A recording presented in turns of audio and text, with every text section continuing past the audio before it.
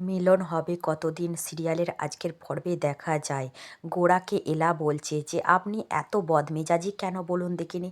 আমি তো বলছি আপনার সাথে আমাকে বাবা যেতে বলেছে, আমি আমার জিনিসগুলো গাড়ির ভেতর রাখবো না তো কোথায় রাখবো।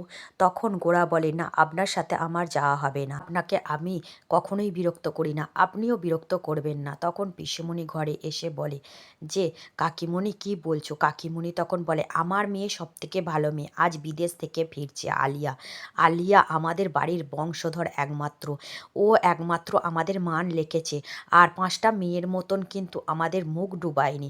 আমাদের বাড়ির আর একটা মেয়ে আছে, সে তো দেখেছো নিজের বাড়ির গয়না নিজে চুরি করে তার বৌদির নামে দোষ দিচ্ছে। এইসব কথা শুনে সবার খুব খারাপ লাগে। তখনই তার ঠাকুমা বলে ওঠে, এবার মেয়েকে বাইরে থেকে নিয়ে এসে বিয়ে দিয়ে দাও বৌমা, অনেক তো বাইরে থেকে পড়াশোনা করলো, আবার পড়াশোনা করে কি হবে। তখনই দেখা যায় যে প্লেনে করে তার মেয়ে বিদেশ থেকে এই দেশে ফিরছে এবং এয়ারপোর্টে নামার সঙ্গে সে তার প্রেমিকের জন্য অপেক্ষা করছে এবং তার প্রেমিক নিয়ে এক তোড়া গোলাপ ফুল নিয়ে তার সামনে আসে। আর এই গোলাপগুলো পেয়ে সে খুব খুশি হয় আর বলে তার প্রেমিককে যে এতদিন পর তোমার আমার কথা মনে পড়লো, তুমি যে এয়ারপোর্টে আসবে আমি কখনো ভাবতে পারিনি। তারপর তাকে জড়িয়ে ধরে বলে আমি তোমাকে ছাড়া বাঁচবো না।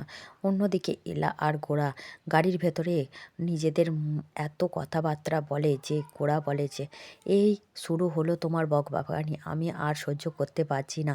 তুমি যতক্ষণ আমার সাথে থাকবে বকবক করে আমার কানের মাথা খেয়ে নেবে। তুমি কেন এরকম বলো দেখিনি, তোমাকে কে আমার সঙ্গে আসতে বললো। অন্যদিকে দেখা যায় আলিয়ার মা ফোন করে চৌধুরী বাড়ি থেকে এবং বলে আলিয়া আমি তোর জন্য একটা ছেলে দেখেছি, তোর জ্যাঠামশাই সেই ছেলেটাকে দেখেছে। তখন তার দাদা ভাই বোনেরা সবাই বলে তুই এবার বাড়ি ফিরে আয়, তোদের বিয়ে দেবো।